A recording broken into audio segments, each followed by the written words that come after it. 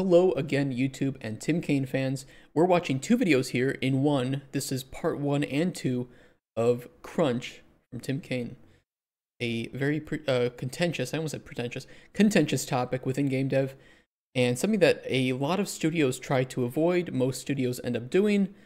A lot of studios say they won't do it, but they do it. And unfortunately, it is a very big destroyer of lives and health, mentally and physically within game dev. It is a nasty, nasty poison that infects the industry, and it would be great if it never existed ever again. So let's watch and see what Tim has to say about it. Hi everyone, it's me, Tim. Hi, Tim. Today I want to talk about Crunch. Yeah, go for it. Been a lot of people saying a lot of things about Crunch. People have been saying a lot of things about Crunch for decades. I don't know how much I can add to this other than my own experience with Crunch in both being on Crunch that was imposed on me, being on Crunches that I imposed, being on Crunch. That specifically is a very important part. There's a very wonderful talk from the, she might still be, no, I think she's a creative director now, but at Obsidian, Carrie Patel. She had a great talk called No Mavericks, No Martyrs. You can find it on YouTube now, thankfully, and it talks a bit about how the culture within a company can influence people to crunch on their own or feel like they need to crunch to succeed, even if the company doesn't ask for it, as well as some other toxic behaviors that can manifest themselves as being, positive for the team, right? Like being a martyr, saying, you know what, I'm going to stay behind, I'm going to fix this bug, or you're the maverick, you're the one that goes above and beyond to make the game better, can also have a toxic effect on the rest of the team. So yeah, I mean, there's absolutely cases where crunch is just self-imposed because you feel like you need to do it in order to make the game better. And it's not that it's necessarily coming from a bad place. It's not like your goal is to hurt the team in any way, but that it can have negative effects on the team. And it just festers. It festers and it grows within a team, and I think that it requires really good leadership to know that certain behaviors should not be influenced or encouraged in any way. And crunch is one of those things that, it really comes from it stems from bad production. That's really what it comes down to. And it's not that it's always malicious or it's purposeful. I don't think any team wants to crunch, and especially if they have to pay overtime, which is generally going to be more expensive than paying regular time. Nobody wants to do it, but it really comes down to the fact that games are really hard to predict and really hard to create, and therefore it is very likely, especially as games become more complex, that you cannot accurately schedule and determine what's going to be the day-to-day work for the next 3 to 5 years for games development. You will make mistakes, you will come across unknowns, and crunch is the result of paying back the debt that comes from those unknowns. It's hard to avoid completely. It really is. And if you are beholden to the teats of your daddies and at the publishers or at your investors, you're going to have to suckle those teats. And really what's going to come down to is they expect certain deliveries by certain dates. And if you are behind, you're going to have to crunch to meet those or potentially risk not making money. That's really what it is. Yeah, it's the financial struggle. But it's if you have to meet a deadline, even if your finances at your company are doing great, you may risk not getting that publishing deal, or you may risk missing your release window, which can be sometimes even more dangerous because you've already spent tons of money, potentially tens of millions, on marketing for a specific release date, and now you're going to shut down that hype, and you will have to rebuild it many months later, and that can impact sales and everything. So crunch can have a massive amount of stakes behind it. And I guess, in some fairness, to play devil's advocate, what would I rather do? Work my team for another week or potentially risk millions of dollars in loss if my game is, high enough budget and has that risk behind it?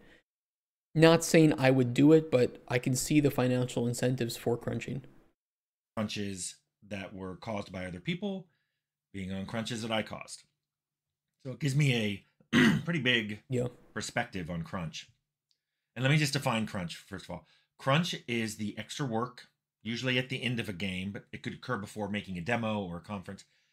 It's the crunch that happens when the game's development gets behind schedule. Yep.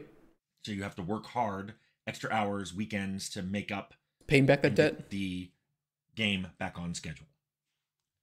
Now, to me, one of the most annoying things I hear, and I'm going to be very careful how I say this, I hear this a lot. Quote, crunch is always the result of bad management. Unquote. No. It's not the, I think crunch is ultimately the responsibility of management, and really you can trace it usually back to production. And what I mean by that is that if you fail to properly prototype something and determine the unknowns that are most likely going to be the things that cause delays, or it's things that will need to be spiked and researched before you can move forward with that feature, if you do that properly, you can minimize the possibility of crunch. Now, that doesn't mean that you will find every unknown. That's why you usually have a buffer period at the end of development that crunch, would normally eat into. So you would use that buffer time to say, okay, well, our game is technically finished. We had about 1.5 months of delays, and we have 1.5 months more of buffer period left before our game actually releases. We can now use that 1.5 months to polish the game, fix more bugs that we find, do more play testing, and just generally provide a better experience. That's great.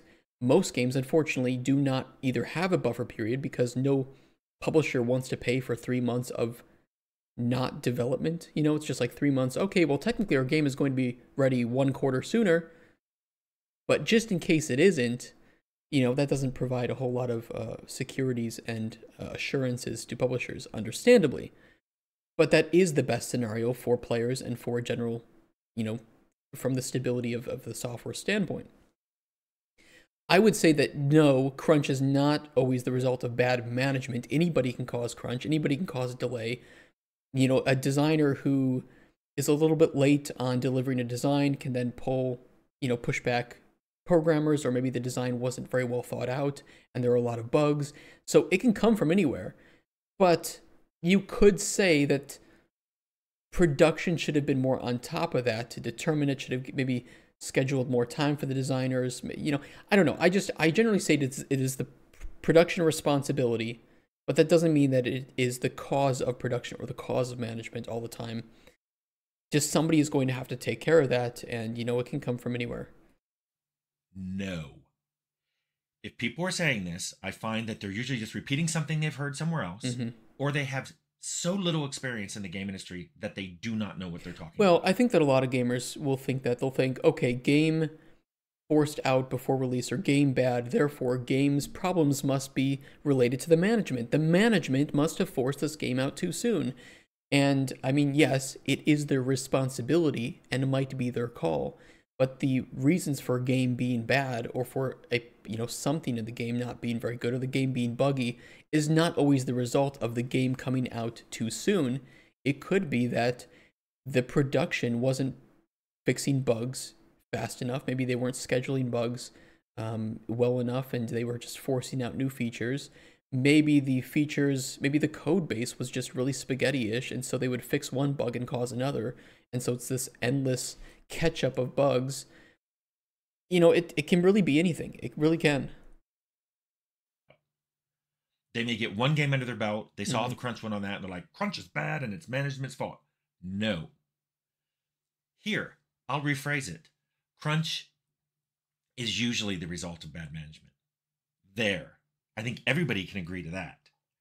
But saying it's always the cause, yeah, it's not, pushes it too far, and I'll go into it. Well, there's no nuance. If it's kind of like the, never say never kind of thing, or the, don't deal, Siths don't deal in absolutes. But the thing is, it's usually never always the case of one thing. But yeah, I would say that if you would want to include production in management, which you kind of could say that it is, then yes, I would agree that crunch is usually the result of that. And it's not that producers want to create crunch. It's just that, like I said, games are complex. You can make a mistake that causes a massive delay, and everybody has to play catch up with that. And it's really tough. Being a good producer is one of the most important things that any game can have.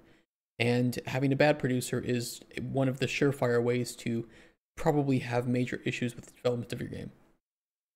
But yes, let me just say right now, the biggest cause of crunch is poor management, and this can be management in a lot of different ways. It could be the game was overscoped Mm-hmm. by the designers, and the lead designer did not, you know, clamp down on this overscoping. Yep. It could be bad estimates done by developers that weren't caught by the leads. True too. It could be failure in production to spot bad schedules at the start of a game. Like things have been misestimated. Which, by the way, I think that that's exactly why pre-production is the most important phase of game development. I mean, you can have cascading issues if you don't properly determine where your unknowns are going to be, where your risks are when you start to create your game. And I've worked on a game before that didn't do pre-production properly. We never had a proper vertical slice, and we jumped into creation of our alpha while still developing features that we should have prototyped and had finalized from a system standpoint in vertical slice. I mean, I can promise you, I was still developing features throughout beta even that I didn't have time to prototype. Nobody had time to prototype, so I had to nail the design on the first time, and I probably didn't have any time for reiterating on that or getting major issues fixed. So it was like there was a lot of pressure just to design the right thing the first time without prototyping it. And whatever is put into the game is what's going to be in the shipped version. That's it. No time to reiterate. No time for a 2.0. Never again. I promise you, never again. That will happen. Or time was not allotted for certain things at all. Or while the game is underway, production didn't spot areas that were falling behind early enough to do anything about it. And that all that leads to crunch. And I admit that happens a lot. Yep. I would say that a lot of crunch, anywhere from a lot to most crunch, is caused by those factors. But there are so many other reasons I've seen games crunch beyond bad management, which is why I bristle when people go, all crunch is caused by bad management. And I'm like, whoa, you have not scratched the surface of why crunch is happening. I think that it's in most cases it's multivariate. I've worked in games and with studios that didn't want to crunch, but just had to. It wasn't anybody's fault really. I know for Darkest Dungeon we had to crunch a few weeks before full release of that, and a few weeks of crunch before full release is not really that bad, especially for a small team. So yeah, that was okay, and it was enjoyable. Fushigi, thank you for the follow. Appreciate that. So, Darkest Dungeon, I know that they didn't want to. Everybody was really experienced except for me. And it just kind of is what it is. They paid for it. We got done with that. We took a nice break, a breather. And as far as I know, I don't think there was any crunch after that. So it was just small team, and we kind of were doing what we could do. I've worked in other times where crunch was pretty much forced because of horrible production. But yeah, I wouldn't say that the 2 weeks before release were really that bad for Darkest Dungeon. So I'm going to walk through some of the things I've seen, and hopefully it'll give you a picture of why crunch happens so much in the game industry. First of all, developers take a variable amount of time to complete their assignments. Mm-hmm. I personally have taught university level computer science classes. And I say university level because these students were vetted. In many cases, better than a game industry employee's vetted. I mean, these were students who they all had to, they probably did well in high school. They had to do well on an SAT test and achievement tests. They had to get into the university with whatever the university's admission process was. And then they had to take all the prerequisites for the class you're teaching. Even then, I would find students with vastly different programming backgrounds and expectations and recall of previous classes taken. So when you gave them assignments, you would find that different students would take wildly different amounts of time to get their code done. And the end result, whether it's the quality of the quality of the overall piece of code, like in its output, or the quality of the code itself, like clean code, how many bugs were in it, and all that, those were wildly different and often not proportional to how much time the person spent. I saw people turn in assignments early and it was gorgeous. I saw other people turn in assignments late that were wonderful. And then I saw a bunch of bad stuff turned in early and a bunch of bad stuff turned in late. Yeah, I mean it's kind of similar with game design too. So especially because it's very creative game design. It's not like there's a set recourse for implementing a system into a game, especially a system that you might have done before. Like, okay, here's our inventory, here's our, I don't know, our combat system, right? It's like, well, every single game's combat system is kind of different, and you're also working with different intentions, different tool sets, different developers, and all of those can factor into how you might design and think about how to communicate a system for combat or something. So yeah, design is just really hard to estimate because sometimes I don't know how long it will take me to find a solution to a problem, right? I know that I need to make a system that does blank. I do not know yet how to accomplish that, and I don't know how it's going to interact with the rest of the game.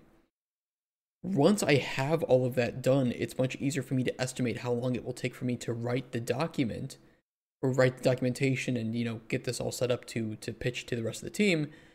But I don't know how long it's going to take me to come to this magical creative solution to our problem. Sometimes I could think of it in a day.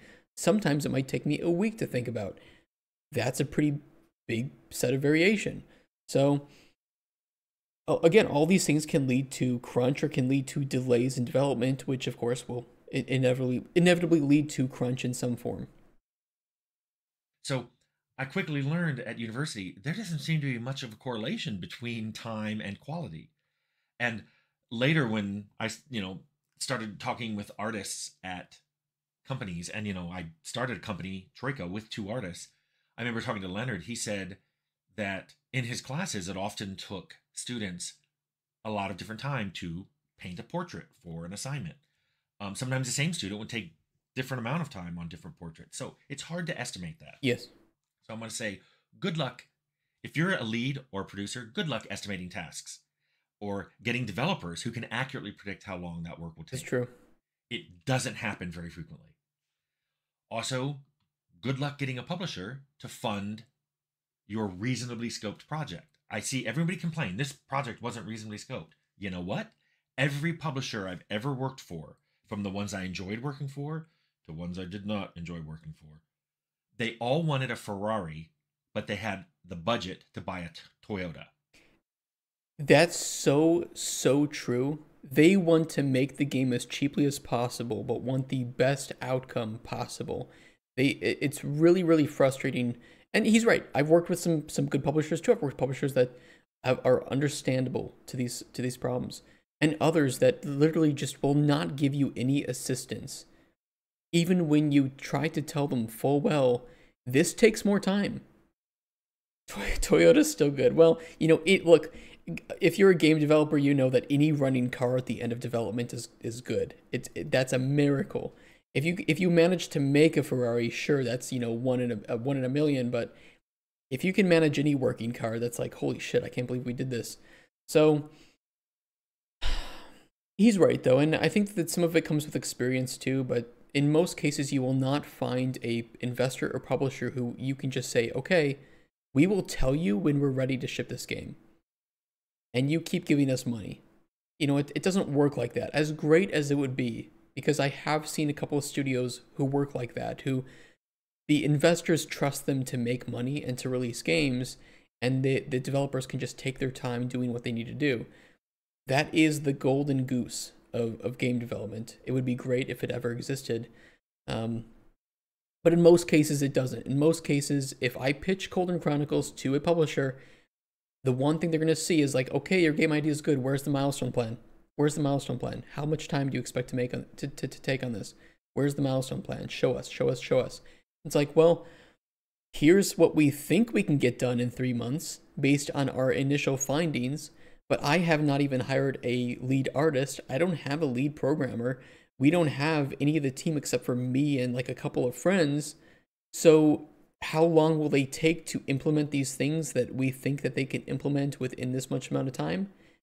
Well, we hope it's this much amount of time, but it might be something lengthier or something shorter. Shorter would be kind of good in some cases, but it's like I don't know. It's all just estimates. And then publishers wonder why all their games get delayed or have issues. Well, maybe if you could be a little bit more reasonable with time and estimates, we would be better and games would be released in better quality. And to be fair, some games do release in very good quality with, very few bugs, and it doesn't mean that those games are good, but those games are very stable. Dragon Age Veilguard, for all of my problems with it, was a very stable game. That was great. Kingdom Come Deliverance 2, very stable. Avowed has been very stable so far. This is great. I would like to see more of this. And they have been the sweetest people about it. Like, well, don't you want to make a good game? Don't you want your game to score well? Your royalties are going to be based on how good this game is. So they talk you into so putting in more and more features. Go back and look at some of my previous videos. I told you in Temple, I tried to pull out classes that would have been and did add a length of time to the project we did not have. A good example, I worked on a game where we did have a bigger plan for the game at the start of it. We had to cut many of those features, and then the publisher was trying to insert features left and right. And it's not like they were bad ideas, but they wanted us to put those ideas in the game when we were already struggling to get the ideas finished, the features finished, for the milestone that they would pay us for. So it's like, are you guys so stupid that you don't understand that you agreed to this milestone plan, and we will not get paid, developers, if we do not complete these milestones? How dare you try to insert more bullshit into these milestones that we don't have time for? It's like, that meme where the guy's riding a bicycle and then sticks the stick through it and then falls and then he blames something else? That's exactly what happens with publishers. They're riding the bike. They're like, hey, why don't we put more features into this? They stick the stick in there, which is more features in this case. And then everybody falls, and they're like, how dare you developers not finish what you plan to do? They don't care for devs getting paid? No, they don't, because they're the ones that have to spend the money. You shed some light on this dynamic. How is it that the publisher can dictate the direction of the game?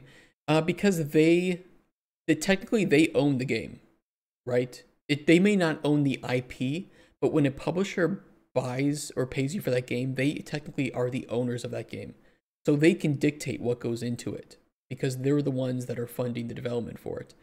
Now, they could pull out funding and give you back the rights to that game. You might have to pay a fee. You might have to pay them back for how much money they put into it.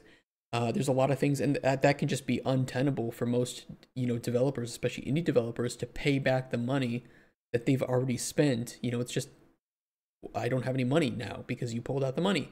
So in most cases, you are beholden to what the publisher wants you to do, and they will try to, it's not that they're wrong. It's not that they're wrong that putting in this new feature might make the game better, but they're not going to pay you for that new feature in 99% of cases. They will still expect the same game, but better, delivered at the same time for the same amount of money. And if you either tell them no and hope they don't get angry, or you suck up to them, you say yes, and you crunch. Like, that's it. Those are the two things. An important, great idea. Do it like I'm a leader. So in one game that I worked on, I had somebody above me who was a yes man, and he was the one that was on calls with publishers. And as you can imagine, having a yes man on calls with publishers is really stupid. So thankfully, at a certain point, I was able to get onto these meetings. And I thought that it was going to be, okay, these guys are probably like very pushy, right? Maybe these publishers are pushy, the producer on this end, and it's just hard to say no to him. I got onto those calls and I started talking with the producer from our publisher side, and he was a cool guy. He was really nice. And I would just explain, hey, I think we have to cut this feature because it's just going to take too much time, and I would rather focus more on the features that are closer to our pillars and loop. And he was like, that makes sense. Good point.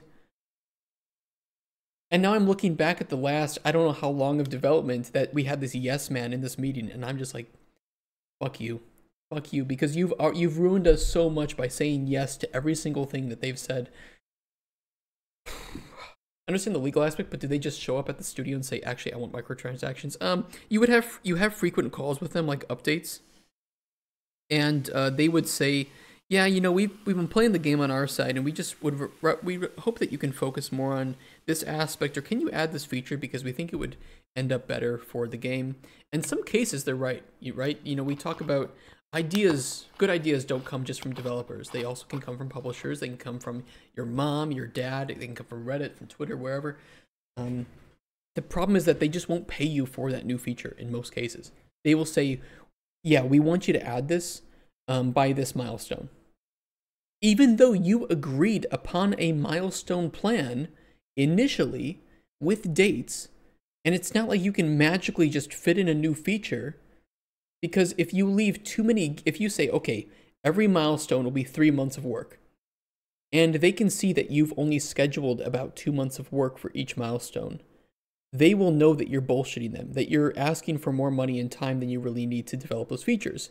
The problem is they will then say, okay, put 3 months of work into this slot.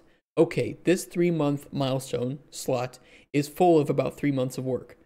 But then they will add on new things to that within that 3-month period.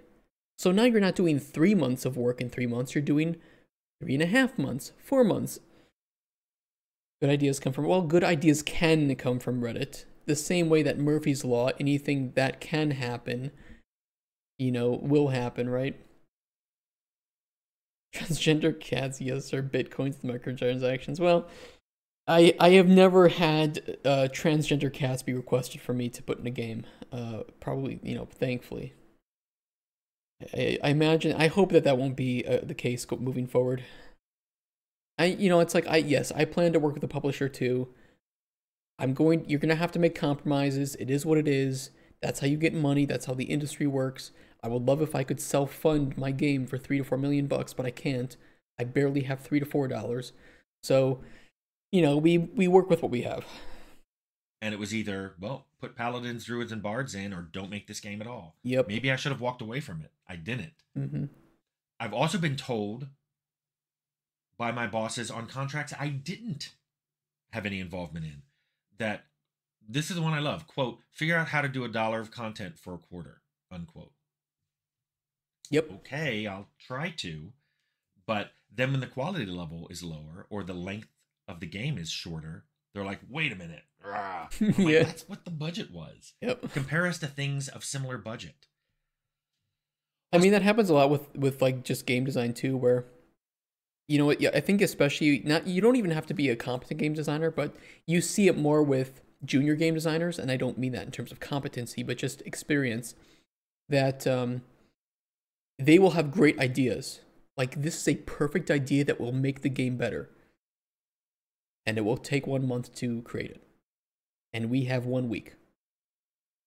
And that's the reality. That's the reality. Of course, most developers, I would say, for a game, know how to make their game good, but do not have the time and budget to make that game the way that they've designed it. That's really what it comes down to. My daughter playtested the game and she doesn't like it. You need to make it likable for kids. Rating is actually a big topic in games. Rating, I know that when I was working on the train game that was supposed to be rated teen, I think. I don't remember what that game was rated. I think it was rated E for everyone, actually. That, there are certain things that we cannot include in the game at all that would impact rating.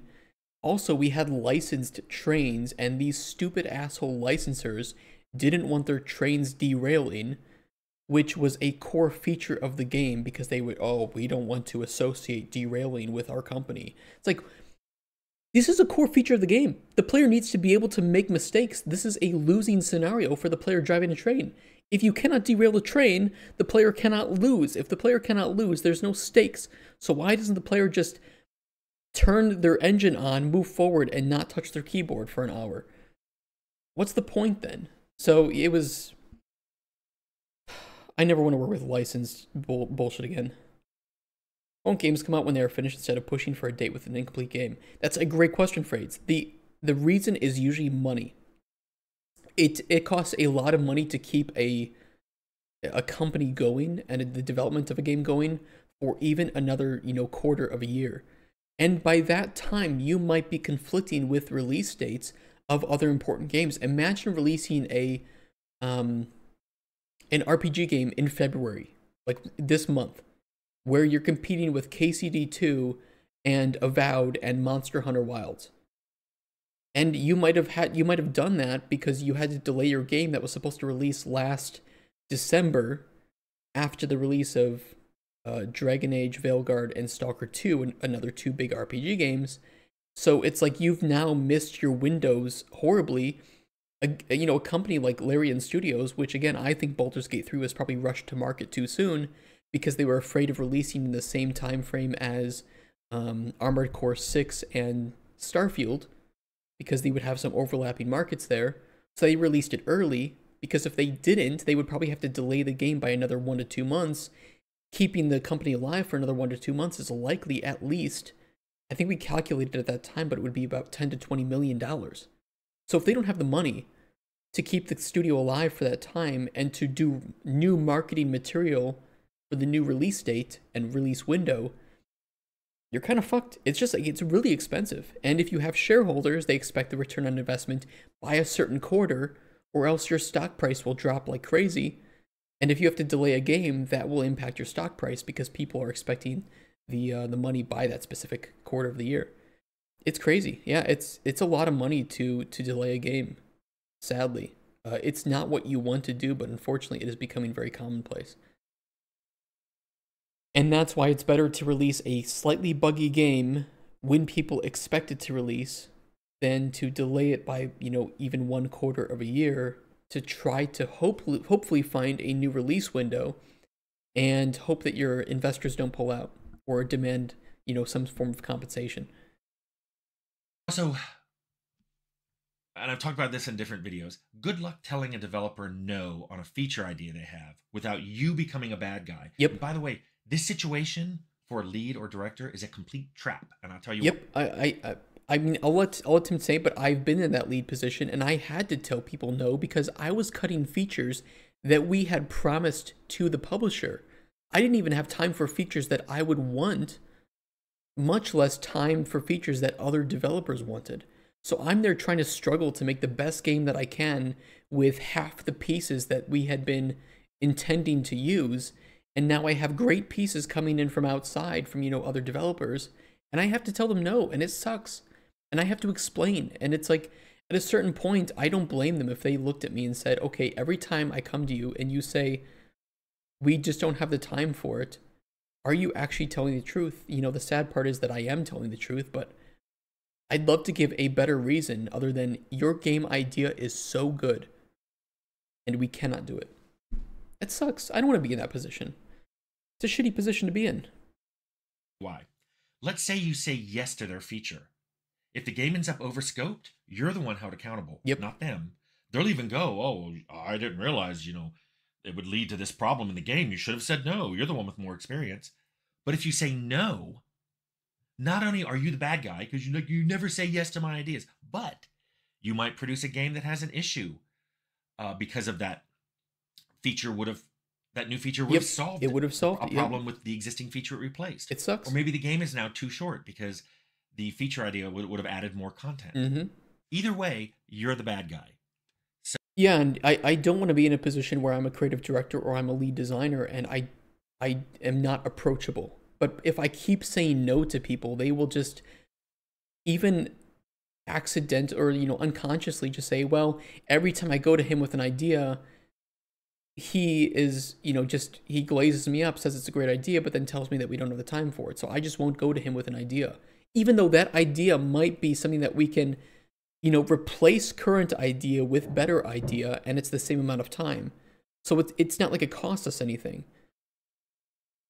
It really sucks. It really sucks, but I've been in exactly the scenario that Tim says, and I hated it.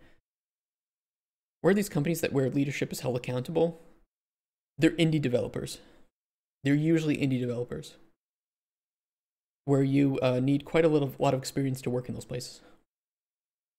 This isn't the actual. Hold on, let me see. A management issue, not a game dev issue. Yeah, but every management issue becomes a game dev issue at that point. It all drips down. Need to market, build a following. The actual people who work in the design, writing code, rarely have any say in what goes in. In most cases, yeah. Those game companies should be forbidden from being allowed sending updates to their games over the internet. That would force them to release completed games instead of incomplete garbage. It gets to a playable state 1 year later. I don't think anybody wants to release a shitty game. But I'll tell you this. If you want to stop getting served shitty, broken games, stop buying shitty, broken games. That's really it. Every gamer has the power to stop this. And yes, we could say ideally the publishers would probably pay for it, but they're never going to do that. The only way that they will do it is if it becomes if it costs more money for them not to fix the game. Yes, then it would be to fix the. Sorry, I was wording that correctly. But we want to play.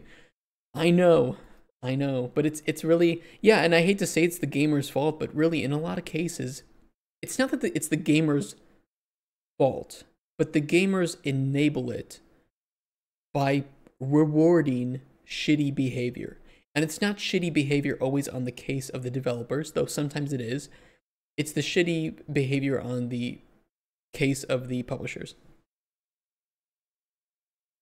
Times change, you can try that again, but you need to be really, really lucky to make it if you go down that route. Well, yeah. Yeah. Before we have to interact with ourselves, we buy shitty games. Buy you out of your trauma. Yeah, I think that if gamers just want to stop having loot boxes in games, stop buying loot boxes. If you want to stop having shitty broken games, stop buying shitty broken games. Refund them.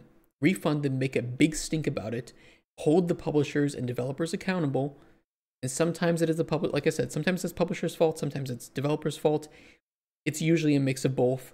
I don't like placing one blame on or all the blame on one party here, because developers can make stupid decisions, publishers can make stupid decisions. It is a marriage that can fuck up, and then you pay the price as the gamer because you have to play that shitty broken game. Stop buying them. Stop doing it. Stop pre-ordering games, and games will stop being up for pre-order. Stop buying the early 5-day access, and games will stop providing that for a higher amount of money. Yeah, also pre-order Cauldron Chronicles today, and please buy our meme coin. So once the game is underway and people have ideas for new features, it doesn't matter whether you say yes or no, you will end up being the bad guy. Yep. Unless you somehow have perfect oracular foresight, which I've never met anyone who did. Definitely not in game dev. Also, when I'm talking about team members, good luck with developers who hate pointless meetings, but have no trouble talking endlessly in them. Or come to your office and talk for hours, trying to convince you that a feature should be put in. See my previous point about this is a trap. But yes, I've been caught in my office for hours by people trying to explain that something they want to put in the game should be added. And oh my god, do I end up lividly hating the very core being of people like that.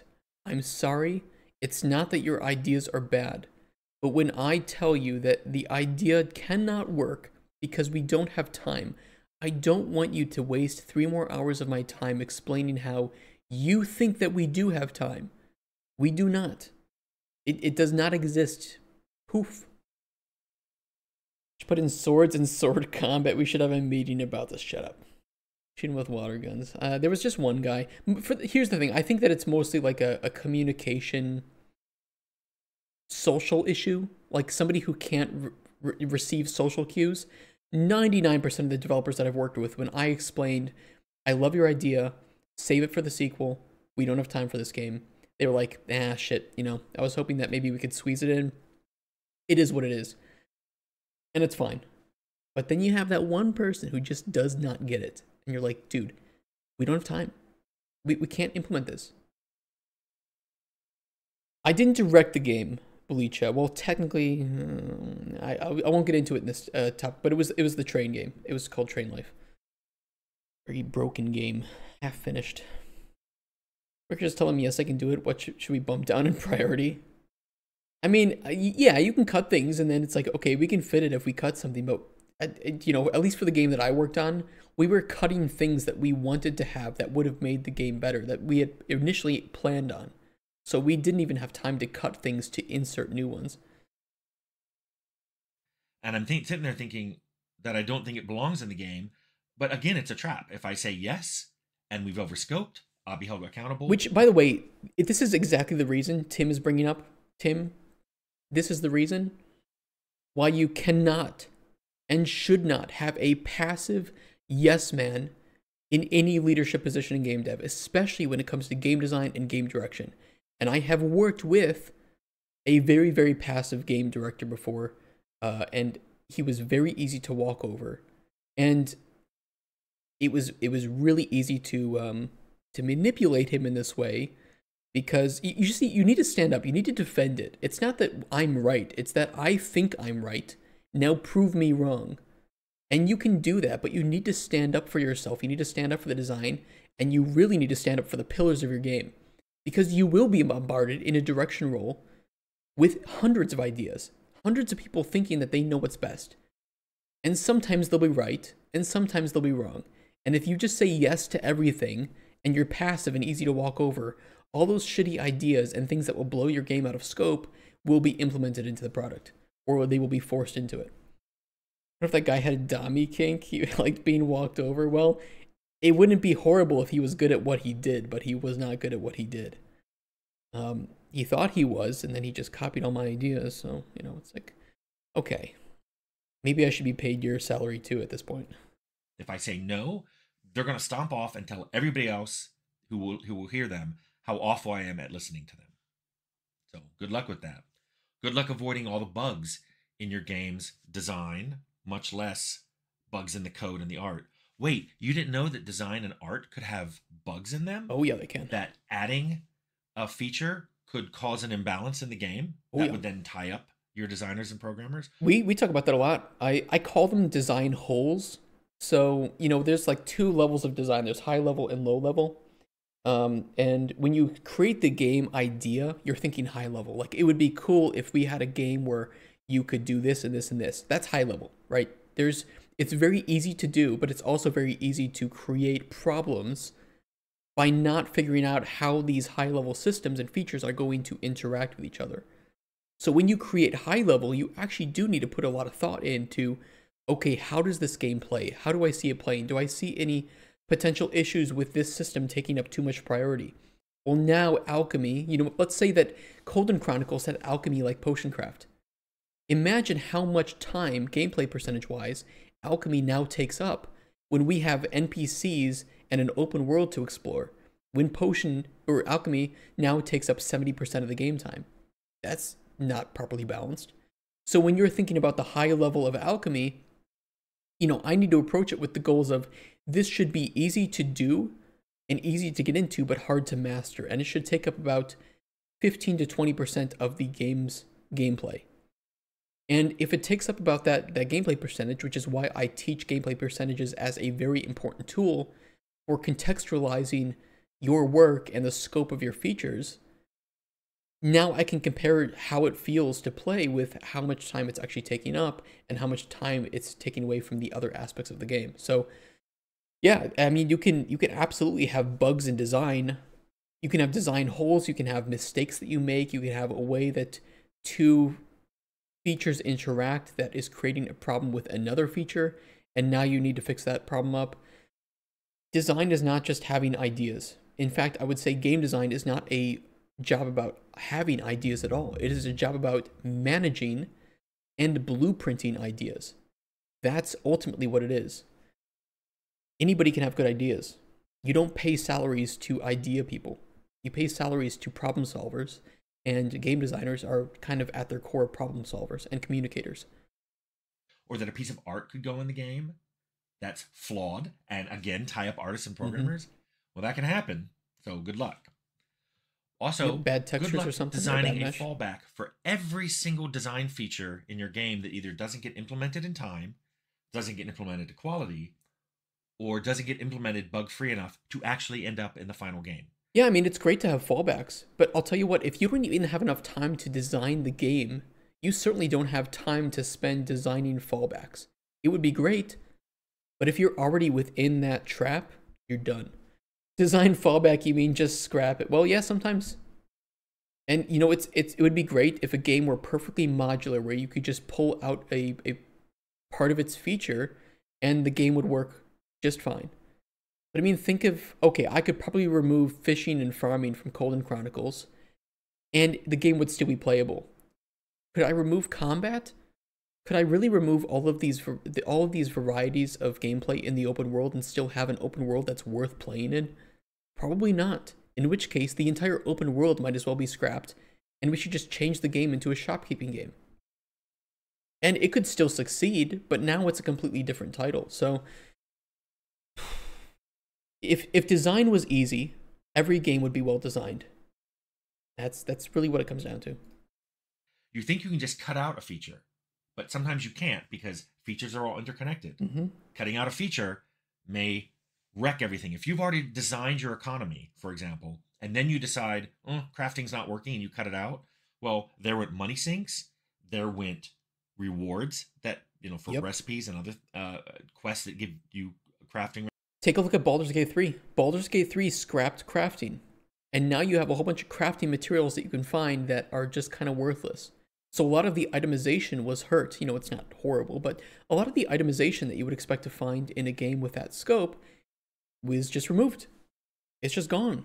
You have crafting materials, and now they don't do anything, and now they're just kind of junk. You dug yourself a hole with your economy, but it worked out in the end. I'm glad it worked out in the end. Could have been worse. Recipes, there go a whole section of the game that you planned for the player to engage in, and it's now just gone. So you just can't snip it out. So you should have had a fallback for it. Good luck making a fallback for every single feature in your game, because eventually you will need those fallbacks, and you won't be able to predict when the game ships what fallbacks you're going to need. Yep, that's true. Oh, are you using a third-party engine or just third-party tools? Good luck getting them to fix bugs. It's sometimes like pulling teeth dealing with their support, or they'll tell you, oh, we fixed that, it'll be in the next revision. When will the revision be? We don't know. Well, you also run the risk, can we actually update to a new engine version this far into development? If you're past your vertical slice, no. You should lock your engine version in with your vertical slice or shortly after it, maybe. If it's not super destructive, right? You can always make a branch, you can try to update it, and maybe it's not super destructive and you can fix it in a few days. But sometimes you have to lock in that engine version with big bugs. Look at games on early versions of Unreal 5 that have big stuttering issues. That's because a lot of the fixes to Nanite and Lumen came in 5.3 and later. And if you're stuck in 5.01 or 2, you're not going to have those fixes. You're just kind of screwed. And your game is ruined because of it. Not ruined, but it certainly performs worse. On the one hand, that's crazy they scrapped a big part of RPGs. Yeah, it is crazy. It really is. When you can, but will it work? Most probably not. Shit will break. Yeah, shit will break. And if you don't have engine programmers on your end that are knowledgeable enough with, like, let's say Unreal's API, I mean, you can make your own engine version. Sure, you can fork your own and you can do it, but it is a lot of work and a lot of time that, in most cases, you don't have the money or the people to put on that. And yeah, you're just sitting around waiting for bug fixes now. Or if a new revision comes out, good luck deciding whether or not to use it. Yep. Sometimes that version has a bunch of new features that would be great in your game, or fix bugs that would be great in your game, or introduce bugs that you don't want in the game. I don't think I've ever seen a new version of a game engine or tool come out that is 100% good or bad. It usually adds a bunch of stuff we wanted, fixed a bunch of stuff we were encountering, and introduces a bunch of bugs we're going to encounter. Well, you also have to merge in things too. I mean, I make changes to plugins that we use in current version of Colden Chronicles. In order to upgrade to the new version of Unreal, I have to update those plugins, meaning I have to merge or overwrite the changes I've made and remake them. And this is just, it all is a lot of time that I could just be spending making the game better and accepting the fact that my prototype, which will not even be what we work on in the final game, is not going to be the most optimized or perfect. It is what it is, right? Because the goal of my prototype is not to make it perfectly optimized. It is to determine how we want to move forward with the full game and to find the biggest unknowns that might result in time sinks for us. By the way, if their support ever tells you that a feature is in and then you discover it doesn't quite work the way you were told, good luck getting that fixed. That's not going to happen. It's frequently the case that you grab a new version because you're said, hey, there is this new feature in it and it's perfect. Yep. And then you start using it.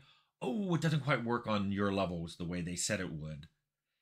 They'll imply it's something you're doing wrong, and then you show what the problem is, and they go, oh, we'll try to get that fixed, and you're back into waiting for the next revision to come out. Yeah, I mean, if you're like a big, let's say you're CD Projekt Red and you're working in Unreal 5 now to make the new Witcher game, I'm sure you have some strings you can pull within Epic to get changes made. But someone like me, they're not going to add a new feature just because I asked for it. Yeah, right. Should all make our own game engines and then never ever get to release a game in this lifetime? That is an option.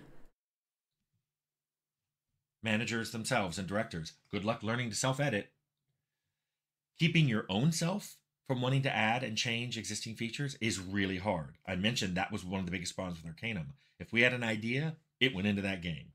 That game was bursting with features. It probably didn't need to. I know every time I talk about removing a feature, someone will comment, but that's my favorite feature. I know, but all of the features didn't belong in. Yeah, but it's like if that's your favorite feature, but you're part of the 1% of players that found this their favorite feature, it probably didn't need to be added. And it's not that it's not good, but yeah, I mean, I think that scope creep is something that can be introduced by anyone at any time, and you do need to determine, okay, is this feature actually providing value to the player? If not, get rid of it. Get rid of it. Comment, but that's my favorite feature. I know, but all of the features didn't need to be in the same game, and that was the problem with that. But despite everything I just said, there's always people that think they can manage the chaos of game development. And I always wonder, do they think they can schedule for all of the stuff I just mentioned? A lot of times when I ask them how they do it, there are these platitudes. Oh, we'll put in buffers. We'll have extra people ready to go in. And I'm always thinking, you're going to do all that and still come in on time and on budget. I will say that buffers help, but they're not a fix-all. And having more people does not equate to better efficiency. If your pipeline is not ready to introduce new people in a way that doesn't negatively impact your team's existing efficiency, then you're not helping your game get finished first. Define buffers. So buffer would be, let's put it this way. I want to release my game at the end of 2025, December 31st, 2025. However, I want my game to be finished by November 2025, November the 30th, or whatever the date is. So I schedule the production to include features and to estimate that so that we finish by November 30th. But the game will not release until 1 month later. We now have introduced a 1 month buffer. So we know that it's unlikely that our game will be perfectly finished by November 30th. Ideally, sure. But we might have to eat some debt. We might have to pay some of that back. And therefore, we can push into that December buffer knowing that our game will still not release until the end of December. So a buffer does help with preventing crunch or preventing, some debt from eating into your release window, but it is not a fix-all. I've never seen that happen. And the bigger the game, the less likely I've seen that happen. Yes. Because more of what I've just mentioned Yep. is likely to happen in a bigger game. Yep, exactly. The bigger the game, the more complex it likely is. You need more people, the more time, the harder it is to properly predict how long that game is going to take to release. It's as simple as that. And it's weird too because it's not that weird. The bigger the game, the bigger the risk, right? So a game with $400 million of development budget is a massive risk. A game that is, 10 years in development is a massive risk. And the bigger the risk, the more you want to mitigate risk by cutting other things or by solving other problems. So, of course, what do? You make the game appeal to more people. You price the game higher so that even if you don't sell as many copies as you anticipated, you will come out ahead when it comes to the ROI, or you make the game appeal to more gamers, a wider audience, so that you sell more copies, therefore mitigating the risk of that initial cost. That's why a game like Dragon Age Veilguard feels like there is no risk being taken anywhere in that game, especially with its core aspects, the characters, the writing, and the story. Because they spend so much goddamn money on making the game that they had to appeal to a wider audience to have a good enough return on investment. But by doing so, they chop themselves in the foot, in the ankle, because they made a game that actually doesn't appeal to really anyone, and especially not RPG fans of well-written stories and complex, moral and ethical decisions, therefore solidifying their failure. Their risk was on release in that game, but it's like they did it to themselves. By spending so much money, they had to mitigate risk, but by mitigating risk, they now have not made a game with anything unique to say. It is so watered down that nobody wants it because it doesn't provide anything new and interesting to them. Technologically, that game was pretty well made. From an art perspective, the game was pretty well made. From a stability perspective, but people do not buy a game, just an RPG game like a new Dragon Age title, just because it looks pretty and runs well. Arguably speaking, a Dragon Age game that didn't look as pretty and didn't run as well, but had an immaculate story and characters, would sell better. There's the hot take for the day. Game. And also, nothing I said above, not one thing was hypothetical. I've seen every single one of those things happen in some game I was working on. Some I wasn't in charge of. I was just doing code and going, I've seen that happen before. Feel sorry for those leads. But there was nothing I could do about it. It happened outside of something I was working on. Yep. I've also been a director and had these things happen and had people go, "Why didn't you foresee this?" I'm not a super genius. That's I would have if I had seen it, I would have prepared for it. But yeah, it's just like a lot of cases you don't see it. That's also the reason why it's very important to curate a culture in your team that can actually be honest and open about problems in a company. Again, I've worked at a place that would much rather have preferred to lie and to protect the team from the truth than to actually admit that they had fucked up. And, that was, let's just say I'm not working there anymore, so. When was the last time you wrote a line of code, you think, Tim? Well, I don't know. Tim has retired now, so it's probably been a while. But maybe he works on some things in his free time. I don't know. I don't know what Tim is up to. If we ever get to interview Tim, I would just ask him, like, hey, what do you do in your free time nowadays? So all these things have happened. Probably eat chocolate and play games. I still see people go, it's entirely bad management. Hard to wrap my head around a statement as general and disprovable as that. So yes, let me just end this way. Crunch is often the result of bad management, but there are other reasons. And unless your funding source is deep and unquestioning, expect at some point while making a game, and the bigger the game, the more likely this is, to make a severe cut in the game, either removing features or removing content, or crunch. Yep. It's got to be one or the other. Or both. So I think crunch can be reduced with better management, but it won't be eliminated. So if we go forward with the idea, okay, crunch has to happen sometimes, if you just accept that, how can we make it better? And this is where, and I've thought this for years, and I've thought it before when it was really considered a dirty word, I actually think it's time for the game industry to get unions. Mainly because... I kind of agree. I'm not even very pro-union. I'm really not. I think that a lot of times unions abuse their power. They ask for way more money than a lot of places can handle, and they end up not always producing an environment where it's conducive for competition and for growth. But I am not anti-union when it comes to game dev. I'm really not. Especially if it eliminates crunch, because it's just, crunch should not exist. It really shouldn't.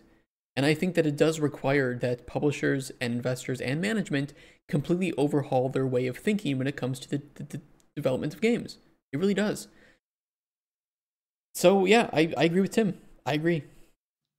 Unions help the people who are in the trenches get better pay for overtime, or get time off for that overtime, or other benefits that just make up for the crunch. I love that in the movie industry, for example, the people who do camera work or lighting or makeup or whatever, if they're told they have to stay past 8 hours, they get paid more for those extra. It's still not good enough, in my opinion, because you can't just pay people to overwork themselves and think that that eliminates the issue. Now, I don't think that's what Tim is saying. I'm just stating that just because crunch is paid, that does not mean that it's all done. Hands are wiped, problem solved, we can all be happy now. The reason why you don't want, as a gamer, developers to crunch is because it is a proven fact that people who overwork have worse mental and physical health.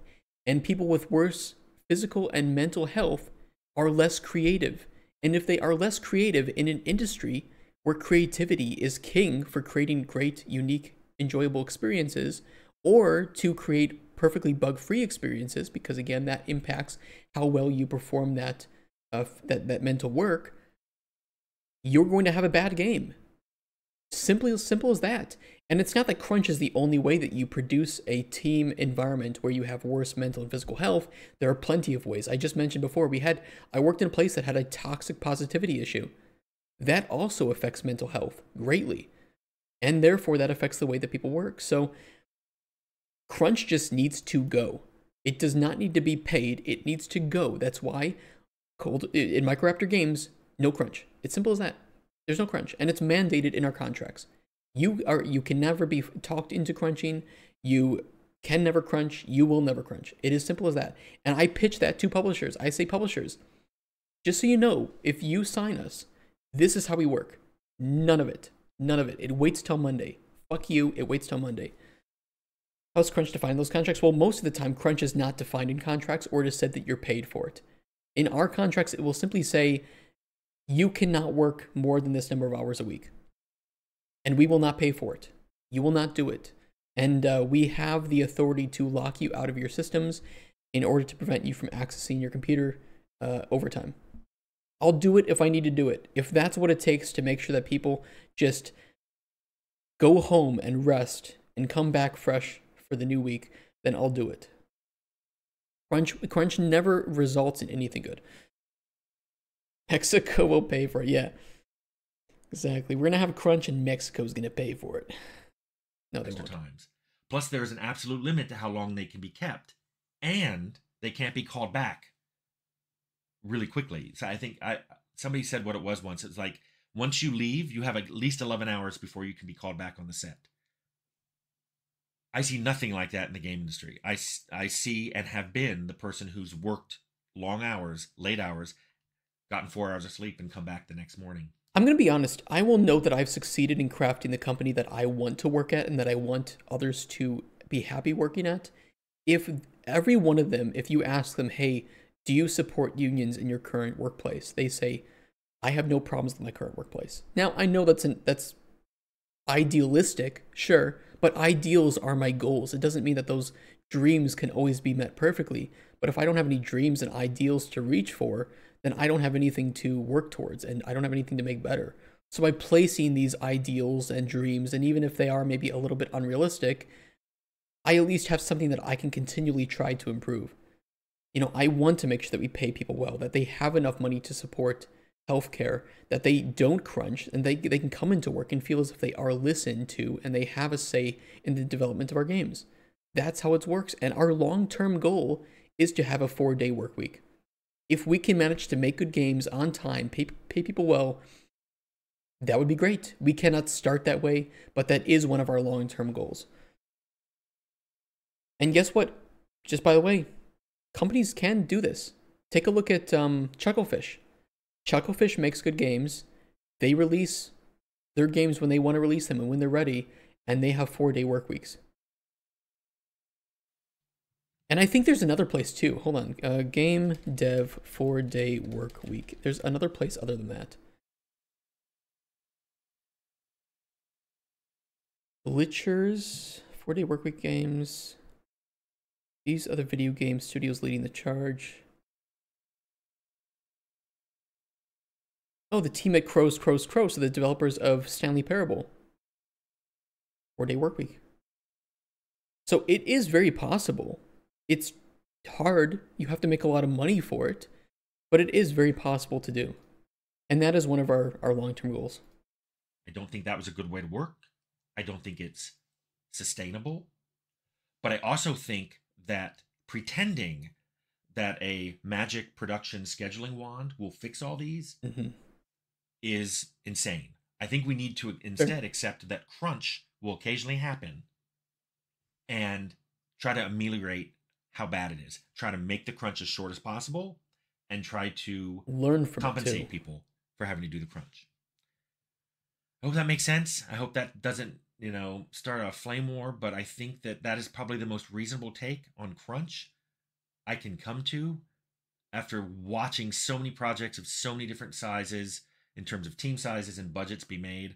I just can't imagine a game being made with a flawless schedule, unless it's so tiny that I don't even call it a game. I call it a toy. But yeah, even some of my toys have taken me a long time to do. Game development's hard. I don't know what else to say. So hopefully crunch will get better in the future by either being shorter or better compensated, but I don't think it will ever go away. Yeah, I think that even though I disagree that, well, like he said, the reality of the situation is that it won't go away because most companies, by and large, do not have the ability to just constantly work on their games and perfect them until they're ready to release. So I still have my ideals and dreams, and I don't think I disagree with anything Tim said with this. He has the realistic take. He's right. It probably will never go away. But I'm going to do my best to make sure that we never do it. Simple as that. I don't know if I can reach that, but I'm going to try. Get Tim hating on Minesweeper. Okay, so let's jump to the second video. So this is going to be all part of the same thing, all part of the same video on YouTube. I am yapping like crazy, so this is going to be a very long video. But I bet that this is a response to some comments that he got on the first video. Let's see what he says. Hi, everyone. It's me, Tim. Hi, Tim. I want to talk about crunch again. Yep. So consider this crunch Same. part 2. I've already done a crunch video. Wow, did it generate a lot of I can commentary. imagine. I'll link it below. You think Tim Audio could be a bit louder? Okay, let me do that. If you ever are in that situation, just let me know. And I've occasionally go back and look at comments. Hold on. Black Knight, crunch isn't unique to games either. It happens a lot of different areas. Sometimes you just have to do it in a shorter space of time. Game industry is taking the piss, though. I know guys that have crunched for 9 months straight. That's nonsense. Welcome, Black Knight. Hello. Thank you for saying that. And yeah, I worked in a team once where I know that I didn't have to crunch very much, but the programmers did. These are my friends. Some of them I still talk to, some of them I still work with. And I was angry every fucking day for them. I hated that I had to go home, or I got to go home earlier than them while they were still working. But there was nothing that I could do to help them other than making sure that my design documents were as immaculate as I could make them, that I got them all the information that they needed, and I wasn't holding them up in any way. But I wasn't perfect. I still had issues with that, and there were still some times where I had to say, no, we need this feature like this, because otherwise our game will not be very good, and, I have to put my foot down here. But we can cut this other thing maybe, and remove it from the docket. It sucks. It really sucks. I hate it. I don't want to ever have to crunch again. I don't want to ever have to see my friends crunch again. That's kind of the reason why I don't want to crunch in my studio, is because I don't want to put my friends and my colleagues through that. Especially when I know that some of them have family. I am lucky that I don't have a child. I am, just getting married soon here, but we are on a better understanding than some other families are. You look young, how do you earn respect and buy-in?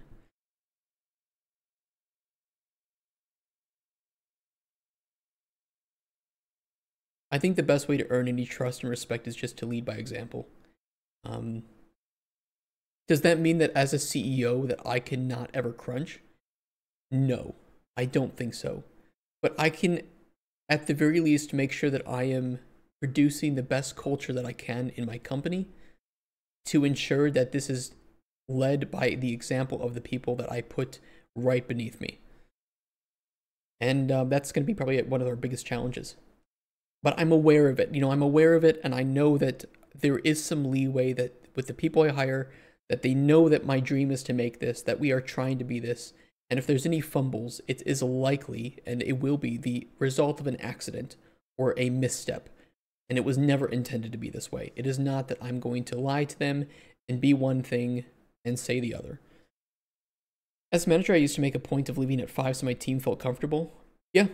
And you just go to work from home. Yeah, I think that's exactly the way to do it. There's a great video. I don't think we can watch it today, but we will watch. I've been talking about it forever, but Kerry Patel's talk on a GDC, I think it was.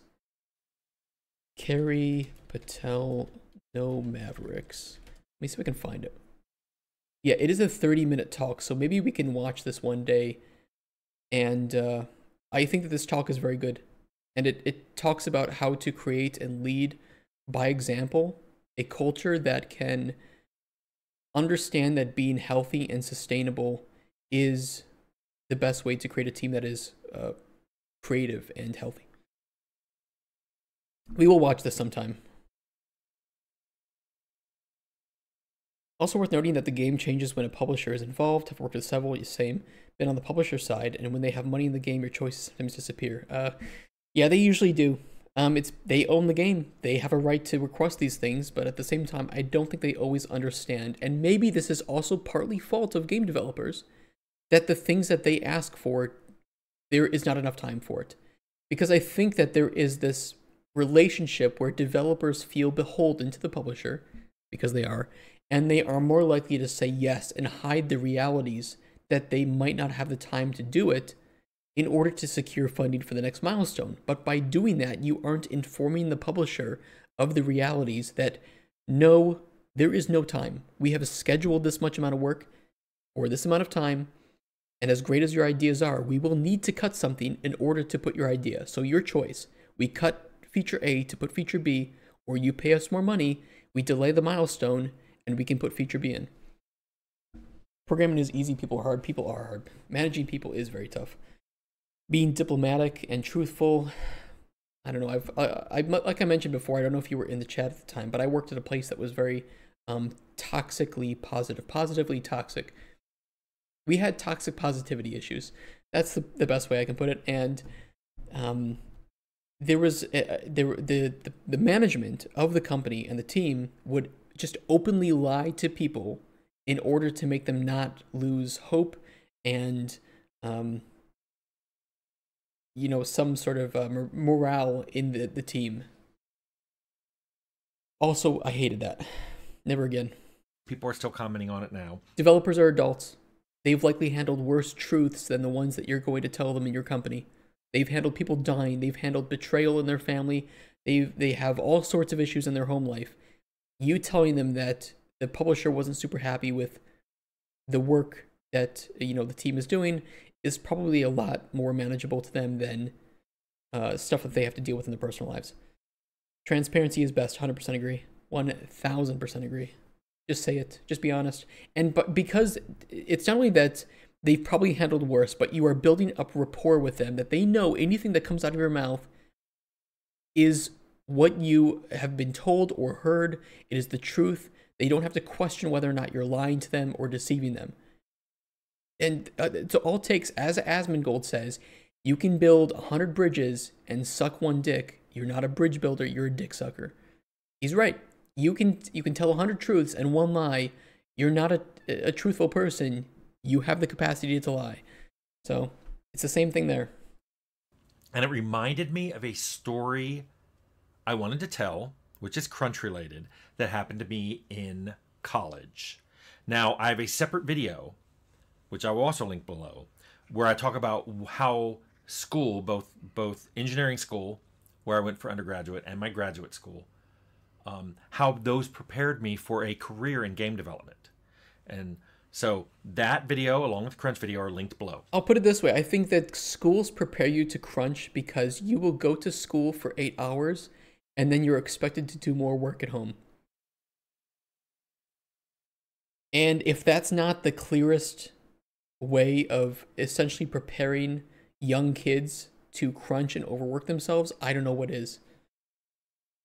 This is not that story. This story is very much about my first experience with serious crunch. And I want to talk about it because I want to talk about the He's a designer and a context coder in which it took place and a and leader. kind of the lesson I walked away with on it. So this story takes place in engineering school, my 4th year. Okay. It was a software engineering class that all the computer science engineering students had to take. It was required. So to give you an idea, this means it's all 4th year computer science engineering school students with, 3 years of classes behind them. Tons of prerequisites. You were prepared for this class. You knew it was coming. It was unavoidable. And we all had very similar schedules. So just to let you know, I mean, it wasn't like somebody was taking a bunch of other classes that another engineering school student wasn't. Once you, at the end of your 2nd year, at least when I went there, I think they make it the end of the 1st year now. At the end of the 2nd year, you declare your major, whether it's electrical, mechanical, aerospace, computer science. You declared your major in engineering school, and from then on, your classes are pretty well defined. So I want to talk about a software engineering class I took that had a project portion. Now let me give you an overview of the project. It was not a group project. It was entirely solo. Okay. You were told all of this on day 1 of the class. The professor said it would be 50% of your grade. 50%. Jesus. Meaning you cannot pass this class. You cannot pass without it. You could get flying colors and everything else, 100%, and you would still fail if you didn't do this project. So the project was not optional. It was a very big project. I will describe it in a minute, but it was very big. And the first thing he warned people to do is do not wait to get started on this. He even said, he can say that, but I bet a lot of people were just like, I'll just worry about it as it gets closer to the date. I mean, I would kind of do that too. I do procrastinate sometimes, or I kind of struggle with like task starting. But yeah, Kent, he has been a designer, he's been a programmer, he's been a lead, he's been a company owner. So he's been in everything he says except for art, which is kind of like me, right? He was giving very little homework, very little, and he was true to that. And there was only one other test, the final exam. So let that sink in for a second. You had 2 grades for this class. Half was your final, half was the project, and both of them happened at the end of the semester. Yeah, to be fair, I kind of like that.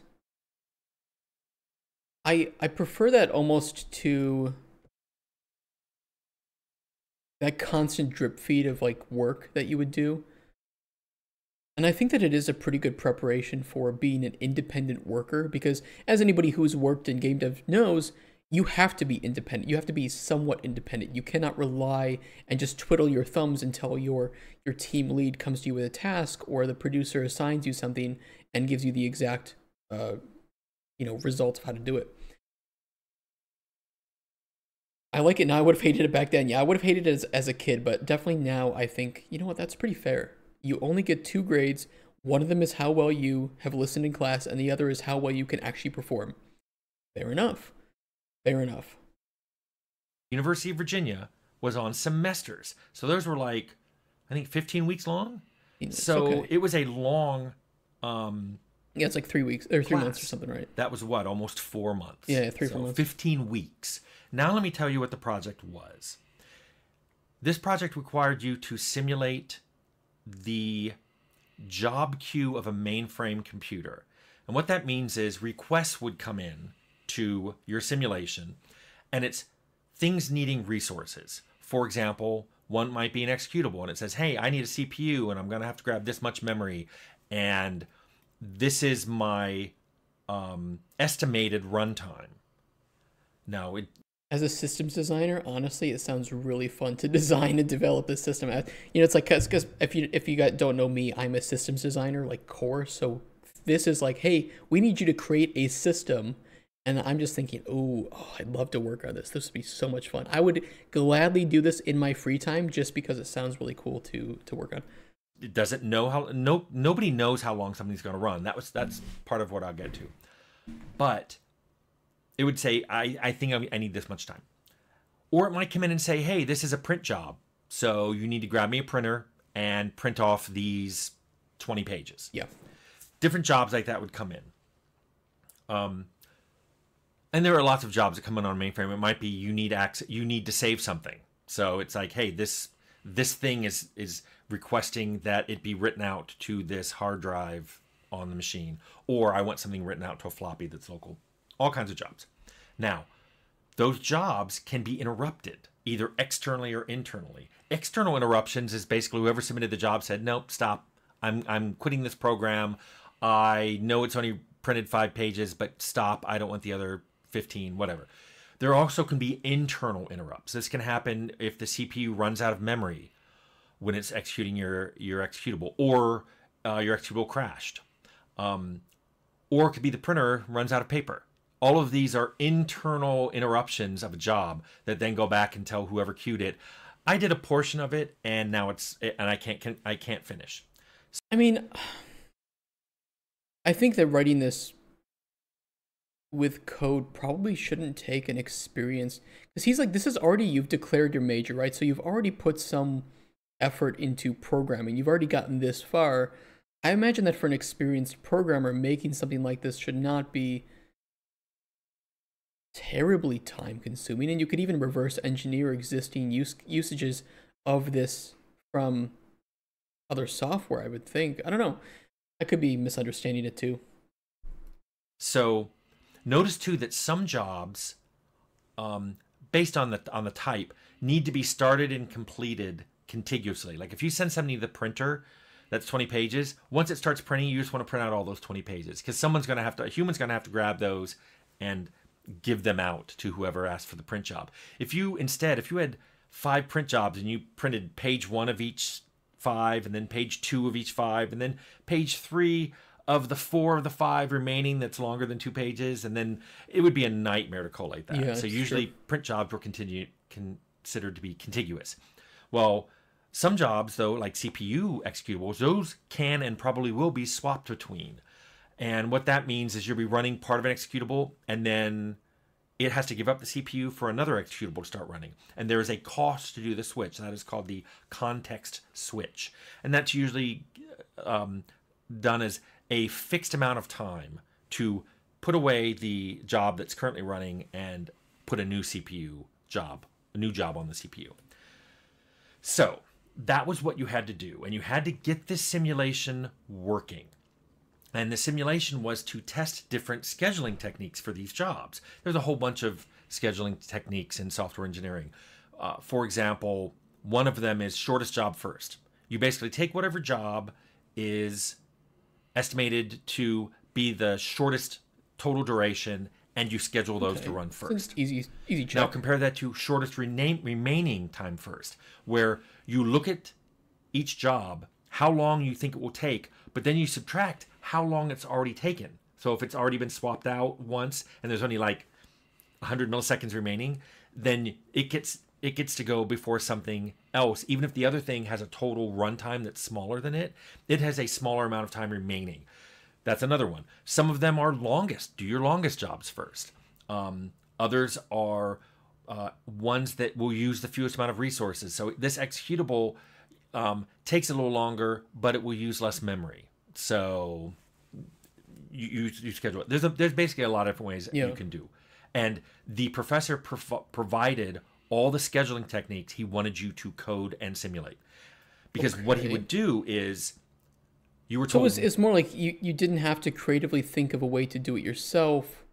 You just had to create the different simulations from what was already planned. So it was more just... I agree, though. I think the awkward edge cases would make this tricky. When you submitted your simulation, you just gave the executable.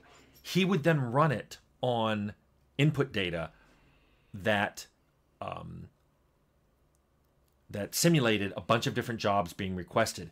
And part of his input was telling your simulation what kind of scheduling technique to use. And then you had to output it in a particular format, and then he would compare, did you schedule all the jobs correctly? Did you swap them out correctly? Did they get completed correctly? Were your total times correct? Okay. So here's what I did. I started it that week. I literally got started that week.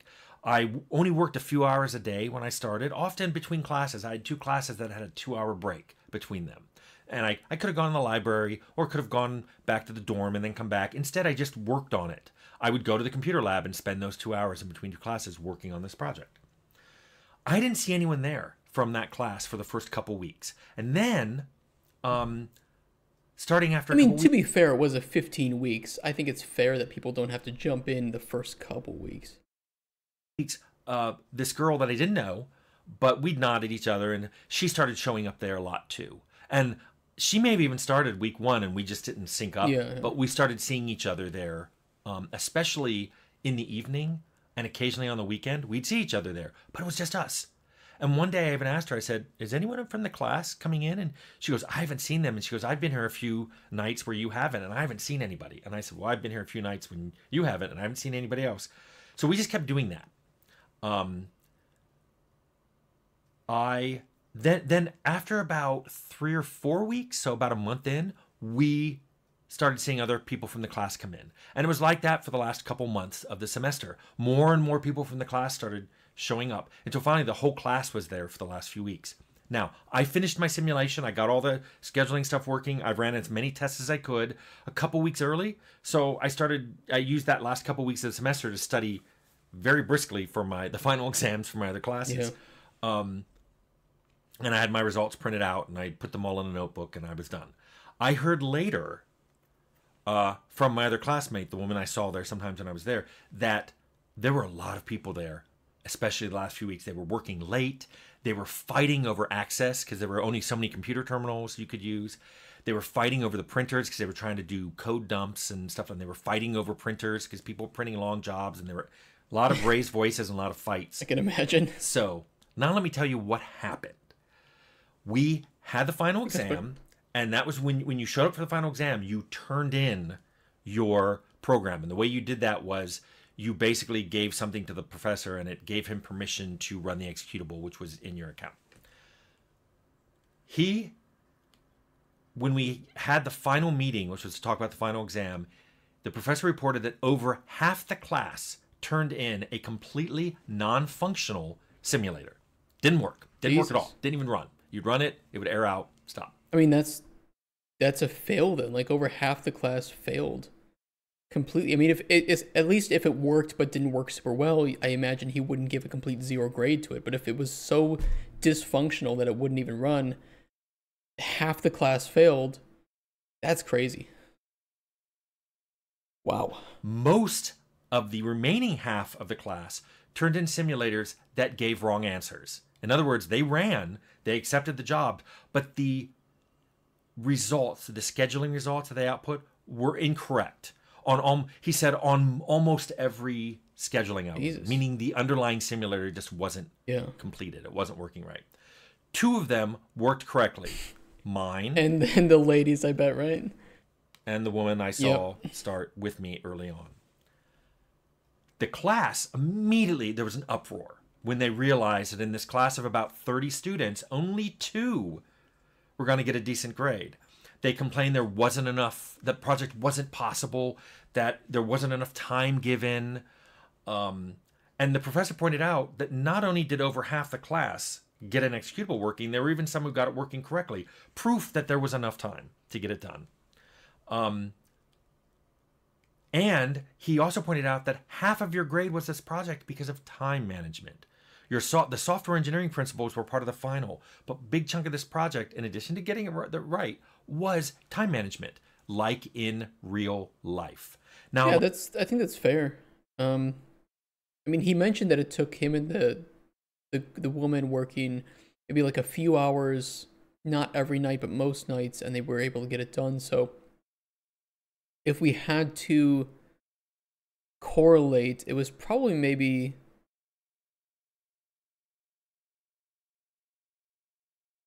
maybe like a 50, 60 hour assignment.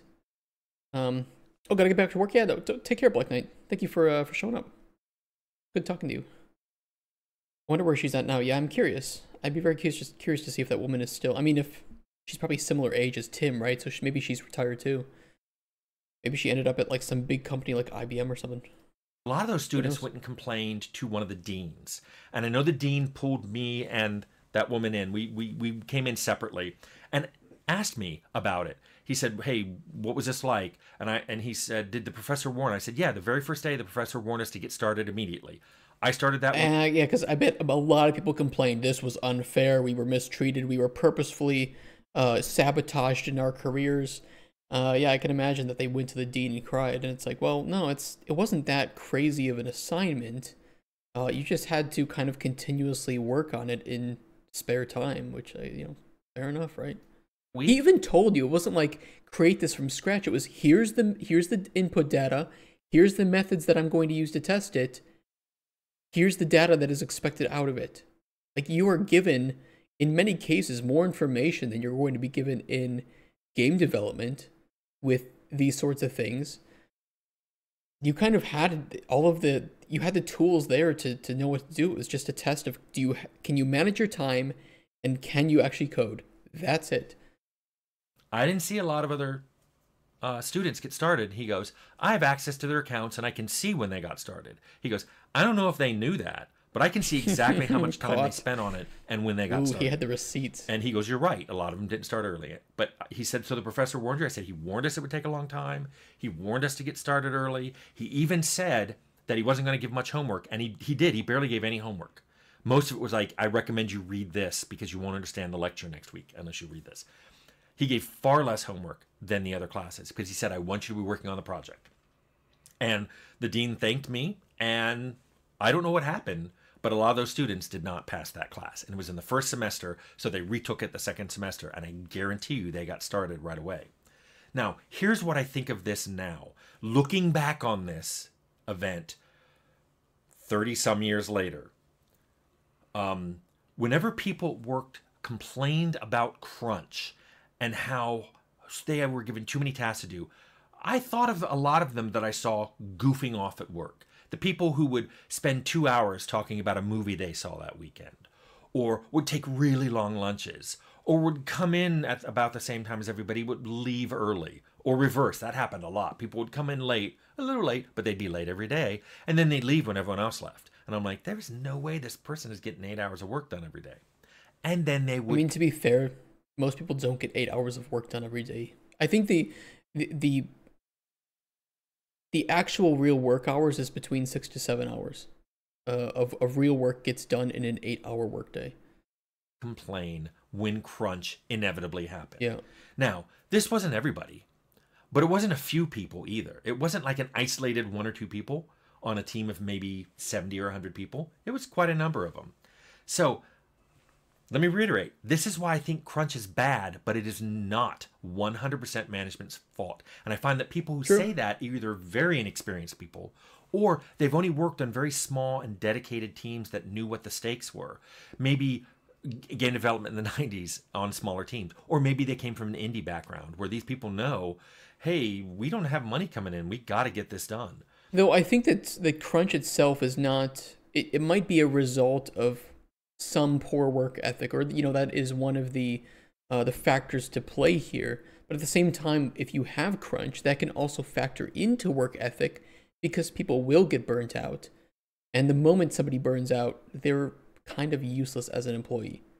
And so the ideal thing is to prevent burnout, because then you will just have a less efficient, maybe even a destructive individual who is so burnt out and so mentally fucked up that now they're just producing bad code, or they're producing bad work that is negatively impacting the efficiency of other people, right? They have to constantly get reviews from their lead, which takes hours away from the lead's time to actually get work done too.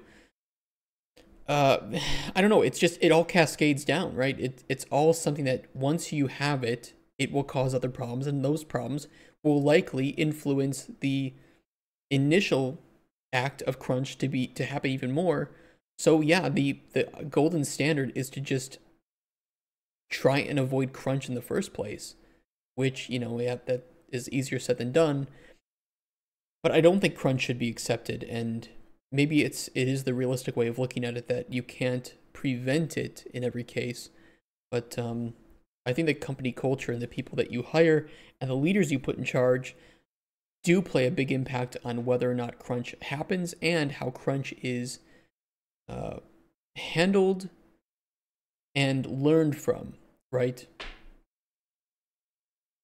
Now, that's not to say it's usually management's fault. Yes, it is usually management's fault. Do not mishear me. I still stick by my initial thing that it is, sure, it might usually be their fault, but it is always their responsibility. Can't work 8 hours usually. I think max amount of mental work for a usual human is about 4 to 6 hours of pure work, but I understand about goofing around and being late. I'm that employee. I try to balance it by sometimes if I task make me focused, like bug solving, I stay way longer in company to solve it. Yeah. I definitely, you're not counting it as crunch. Well, it is kind of crunch. And, that I think that talk about like the no Mavericks, no martyrs is part of that, where even somebody who is that Maverick bug fixer and stays late hours, there is a danger that if that behavior is rewarded, that it sends a message to the rest of the team that in order to get similar rewards, you have to work as hard as this person. You have to stay late. You have to complete bugs, more bugs per day with this person. So paying off debt, I mean, that's fair. But at the same time, I think it's better not to let any of that behavior in, even if it is coming from a good place or people have a desire to make more money. I think if you pay people enough in the first place that they don't feel like they need to overwork to make more money, then you can avoid that self-inflicted need to overwork, to crunch. So I think crunch can be solved. It cannot be maybe perfectly solved, but it can be solved in 95% of cases.